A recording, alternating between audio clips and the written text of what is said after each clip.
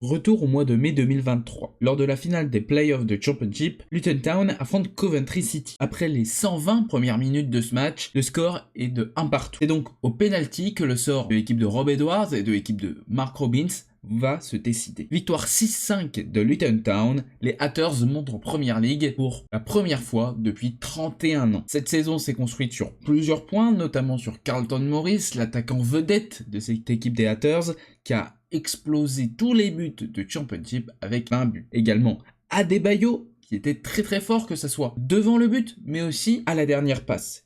Mais globalement, c'est la solidité et l'engagement de l'ensemble du groupe qui a fait ce succès de Luton Town. L'image de son stade a fait le tour du monde.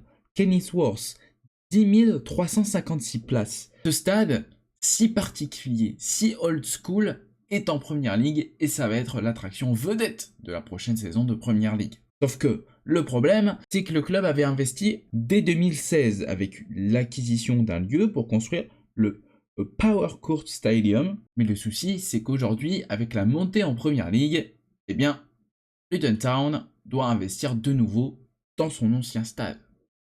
Et oui, car même si le Power Court Stadium n'a pas encore vu jour, c'est bien l'autre stade qui va être utilisé pour la Première Ligue, et donc il y a des critères à respecter, que ce soit pour les tribunes de presse, pour les vestiaires, etc. etc. Donc Luton Town doit réinvestir dans son ancien stade, ce qui n'était pas vraiment prévu par la direction. Et surtout que ce Power Court Stadium, c'est quand même un projet qui est construit depuis de longue date du côté de Luton Town, donc depuis 2016, mais le Covid a retardé un petit peu les choses, et aujourd'hui, le stade devrait sortir de terre en 2028. Ces problèmes financiers que connaît Luton Town avec sa réinvestissement dans l'ancien stade va donc se propager à différentes strates du club. Il faut déjà se dire que ce club n'était pas préparé à monter en Première Ligue, avec peu de staff, peu d'employés globalement, que ce soit dans les bureaux, mais aussi de staff qui entoure l'équipe première et les équipes de jeunes. Donc il y a forcément un problème également qui se crée du côté de la cellule de recrutement. Pas de directeur sportif, et donc il y a des recruteurs, certes, mais il faut identifier une ligne claire pour le recrutement de la saison qui arrive. C'est donc Rob Edwards qui a finalement les pleins pouvoirs du côté de Luton Town. Le coach de cette équipe des Hatters va donc dessiner de lui-même ce mercato. N'hésitez pas à vous abonner à cette chaîne YouTube, à liker cette vidéo, à partager cette vidéo à vos amis fans de foot et plus particulièrement de foot anglais. N'hésitez pas à me donner dans les commentaires de cette vidéo votre avis sur cette vidéo et des petites suggestions sur les vidéos que vous aimeriez bien voir sur la chaîne dans le futur. Et enfin, n'hésitez pas à me rejoindre sur mon Discord, sur Instagram ou encore sur X. Bonne vidéo à vous. Depuis la montée des revenus des clubs de Championship, c'est vrai qu'on a l'habitude de voir des promus qui dépensent sans compter, à l'image de Fulham quand ils sont remontés en Première Ligue, Nottingham Forest, Ipswich également. Alors, c'est vrai que là, Luton, ça tranche vraiment. Là, on a vraiment l'impression d'un club en difficulté qui monte finalement en Première Ligue. Car c'est seulement 25 millions qui va être dépensé par Luton Town, ce qui est bien loin des presque 100 millions qu'on a l'habitude de voir. Ça montre bien des vrais soucis, donc pour attirer des joueurs, c'est assez compliqué. Et on le voit bien dans la liste des recrues, finalement, il y a peu de joueurs de grand talent ou des bons paris, ou des tontons de la Championship. Bon, il y a un tonton de la Première Ligue qui a été le game changer de la saison de Luton Town, c'est Ross Barkley qui arrive libre, et ça, c'est vrai que c'est assez intéressant. Ensuite, vous avez Lokonga qui a été pris en prêt d'Arsenal. C'était difficile à Arsenal. Lokonga, c'est un petit peu compliqué comme pari. Ensuite, vous avez Kabore qui arrive en prêt. Vous avez Chong qui a été recruté. Chong, c'est vrai que depuis Manchester United, c'était un petit peu compliqué, c'est un petit peu perdu. Vous avez Nakamba qui lui était en prêt la saison juste avant du côté de Luton et donc est définitivement un joueur de Luton Town. Ça pour le coup, c'est un bon coup de la part de Luton.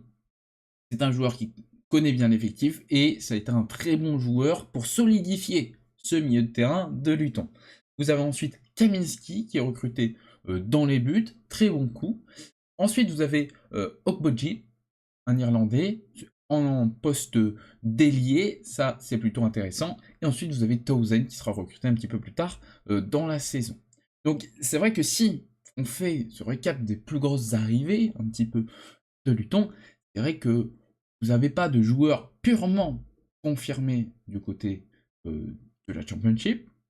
Vous n'avez pas de joueurs de jeunes talents, mais un peu reconnus, quoi. Imaginons, aujourd'hui, on pourrait dire un Dibbling, par exemple. Vous n'avez pas ce genre de talent, et vous n'avez pas des anciens tontons de la Première Ligue, à part Ross Barkley et Townsend qui arrivera un petit peu plus tard. Donc c'est vrai que cette équipe, ben, on sent déjà que sur le papier, elle va un petit peu souffrir. Et c'est largement le plus petit budget de Première Ligue. Donc c'est vrai que déjà avant le début de la saison, ça s'annonce bien compliqué. Lors de cette saison, 23-24, en 38 matchs, Luton Town a gagné 6 matchs face à Everton, Palace, Newcastle, Sheffield, Brighton, Bournemouth. Il y a quand même des beaux noms dans ce tableau de chasse. Vous avez 8 nuls face à Liverpool, Newcastle ou encore Palace, et puis 24 défaites. Finalement, Seatters termine à la 18e place à 26 points, et seulement à 6 points de Nottingham Forest. Et c'est vrai que dans les dernières semaines, on aurait pu croire que Luton allait peut-être réussir à survivre, mais finalement, c'était trop difficile pour eux. La bataille des équipes qui jouaient le maintien était très serrée. Vous avez eu les 3 équipes qui sont descendues, plus Nottingham Forest. Et donc ça se jouait seulement à 4, voire à 5. Donc c'était très compliqué de se maintenir. Et surtout que Luton Town a souffert d'une chose pendant toute la saison, c'est les buts à la toute dernière minute. Et c'est vrai qu'ils avaient beaucoup de mal à tenir les scores. Et ça, c'est redoutable quand tu es un promu. Luton est donc de retour en Championship pour la saison 2024-2025. Et la direction fait toujours confiance à Rob Edwards. C'est reparti pour un tour, Rob Edwards, avec un effectif qui a quand même pas mal bougé, et toujours les mêmes maillots, car le club a choisi de garder les mêmes maillots pour symboliser quand même que ce maillot est spécial à l'image de ce club. Spécial pourquoi? Car c'est le maillot du retour en Première Ligue. Bon, finalement, ce maillot, c'est plutôt un maillot qui symbolise la relégation, car on est reparti pour un tour pour une nouvelle relégation. Rob Edwards est donc toujours coach, mais il perd beaucoup de joueurs. Vous avez Ogbene qui part, vous avez Ross Barkley qui part, vous avez Giles qui part, vous avez Oo, le défenseur, et puis finalement, au niveau des arrivées, c'est toujours bien faible. Vous n'avez qu'une recrue majeure, c'est Mark McGuinness, pour solidifier cette défense, forcément, car on n'en a pas parlé un petit peu plus tôt, mais Tom Lockyer n'est toujours pas de retour sur un terrain. Il a eu des problèmes cardiaques lors d'un match de Première Ligue la saison d'avant, et là, il n'est toujours pas de retour. Donc forcément, il faut solidifier cette défense, car elle part un petit peu à volo. Et on l'a bien vu du côté de la Première Ligue. Le bilan de cette équipe de Rob Edwards est un petit peu difficile. On repart sur une tactique 3-5-2 pour densifier ce milieu de terrain, mais rien à faire, ça ne va pas. Vous avez au final pour Rob Edwards 7 victoires, 5 matchs nuls, 15 défaites. Il sera donc remercié par la direction de Luton Town. C'est ensuite Bloomfield, quelqu'un qui a mené à la réussite de Wycombe Wanderers notamment. Et bien pour lui, son arrivée à la tête de l'équipe le 14 janvier est un petit peu difficile, car forcément vous avez une équipe qui est dans une mauvaise spirale, qui ne peut pas investir vraiment sur ce mercato d'hiver. C'est donc 6 victoires, 6 nuls, 8 défaites. Ça fonctionne un petit peu mieux que Rob Edwards, surtout sur la fin de saison. Luton aurait pu, encore une fois, peut-être réussir à jouer des coudes et à se maintenir, mais finalement, c'est une 22e place de Championship avec 49 points. Le souci, c'est que vous êtes égalité avec Hull City, mais au goal average, Hull City est devant, donc Hull City n'est pas relégué, et vous êtes à 1 point de la 20e et de la 19e place, donc ça aurait pu vraiment le faire, mais malheureusement, Luton Town va à nouveau être relégué. Vous êtes passé de la montée en Première Ligue à la descente de la Première Ligue, puis une nouvelle descente. Donc pour la saison 2025-2026, Luton Town est en Ligue 1, et c'est sûr que pour les supporters, ça pique. Encore une fois, cette saison, la direction de Luton Town fait confiance à son coach Matt Bloomfield, car comme il avait réussi une bonne fin de saison globalement avec les Hatters, il aurait peut-être pu même inverser la vapeur. La direction, tout bonnement, dit bon bah clairement on continue avec Bloomfield. Le souci c'est que on est avec une équipe qui réussit pas très bien, avec donc un coach qui est viré au mois d'octobre. Vous avez quand même eu 9 défaites, et c'est vrai qu'en Ligue 1, les défaites peuvent vite se ressentir, car c'est beaucoup d'équipes qui ont à peu près le même niveau, donc c'est vrai que vous pouvez vite dégringoler au classement, donc c'est très dangereux de perdre forcément, et encore plus en Ligue 1. C'est donc Jack Wilshere qui prend la relève du côté de Luton Town depuis octobre. C'est vrai que quand vous regardez l'effectif, en fait cette année ça sonne la cloche de la fin des joueurs de l'ère Première Ligue. Il reste très très peu de joueurs qui ont joué en Première Ligue avec Luton Town. Ça montre bien deux choses, c'est que l'effectif c'est vraiment appauvri depuis 2 ans. Bon, ça, d'un sens, si vous descendez les strates, forcément, ça s'appauvrit, mais ça n'a pas forcément été renouvelé avec du 109 qui est très très performant. Bon, cette année, vous avez eu l'arrivée de Yates, notamment, qui est un attaquant qui était du côté de Swansea avant. Donc c'est un attaquant plutôt pas mal, car c'est sûr qu'il y a eu la perte de Carlton Morris cette année. Vous avez eu Kaminski qui est parti, Mpanzu, il était déjà en prêt l'année dernière, donc il avait déjà un pied dehors, et donc là officiellement il a le deuxième pied dehors. Vous avez eu aussi des Chong qui sont partis, euh, vous avez eu pas mal de joueurs donc qui sont partis. Vous avez Lockyer qui est officiellement parti, donc libre de tout contrat. Il n'aura pas rejoué avec le Town, il a signé du côté de Bristol Rovers. Et donc, voilà, vous avez tous ces éléments qui ont permis la promotion, le fait de jouer en Première Ligue. Et donc, tous ces éléments sont partis. Et c'est vrai que quand vous regardez actuellement cet effectif, il est bien pauvre. Vous n'avez pas énormément de joueurs de très très grande qualité. Vous avez un effectif, franchement, quand on regarde à d'autres équipes de Ligue 1, c'est vrai qu'il y a d'autres équipes de Ligue 1 qui me font plus kiffer que Luton Town.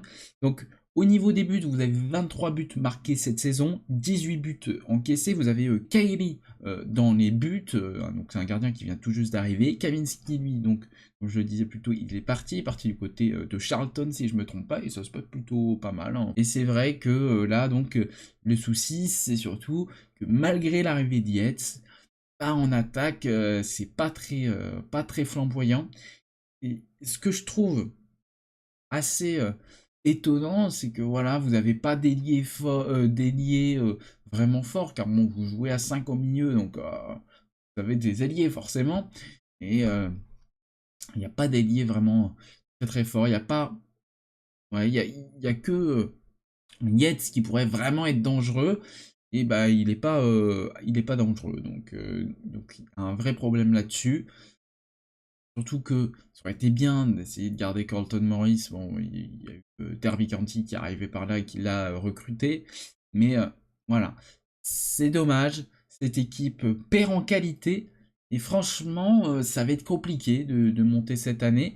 En tout cas, Jack Wilshere qui se lance dans le rôle de coach. Encore un disciple de Wenger qui devient coach. Et ça, c'est quand même très beau. Ça va être une belle bataille jusqu'à la fin de la saison. En tout cas, moi je le dis, mon pronostic en Ligue 1, et ce depuis 2 ans hein, déjà, même plus, c'est que Stockport doit monter en Championship. Ce qu'a fait Luton, en fait, finalement, de passer de la Vanarama, tout ça, jusqu'à la PL, Stockport peut le faire. C'est un peu la même trajectoire. Bon, la PL, ça va être un petit peu dur. Il va falloir se structurer un petit peu plus parce que, pareil, c'est un club qui enchaîne les promotions. En tout cas, regardez Stockport, c'est un petit conseil.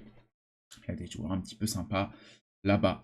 Après, vous avez Cardiff qui a un gros budget, qui a des bons joueurs. Donc, ça va être assez dur. En tout cas, pour se faire les armes, Jack Wilshere, ça va être très sympa. Et quand vous regardez les coachs de Ligue 1, il y a pas mal d'anciens joueurs hein, qu'on connaît tous. Il y a Tom Cleverley, coach de Plymouth Argyle. Vous avez Connor O'Ryan, coach de Barnsley. Donc, ouais, c'est pas mal d'anciens joueurs qui vont jouer en Championship PL, qui sont coachs en Ligue 1. et bah ça fait plaisir de les revoir. Donc c'est encore une belle saison de Ligue 1 qui va donc s'offrir devant nos yeux. En tout cas, j'espère que cette vidéo sur Luton Town vous a plu. On a essayé de retracer un petit peu la dynamique de la descente qu'a fait Luton Town depuis déjà quelques années. Et c'est vrai que hein, c'est là qu'on voit que bah, l'argent, c'est toujours bel et bien le nerf de la guerre, même quand vous avez un club avec une énergie particulière. Des fois, il faut quand même des thunes pour dire d'avoir des joueurs de qualité. J'espère que cette vidéo vous a plu. N'hésitez pas à vous abonner à cette chaîne YouTube, à liker cette vidéo, à partager cette vidéo à vos amis fans de foot et plus particulièrement de foot anglais. N'hésitez pas à me rejoindre sur mes différents réseaux sociaux, Instagram, Twitter. N'hésitez pas également à me rejoindre sur mon Discord. Très belle fête de fin d'année à vous. Et on se retrouve dimanche prochain pour la dernière vidéo de 2025. Allez, goodbye tout le monde.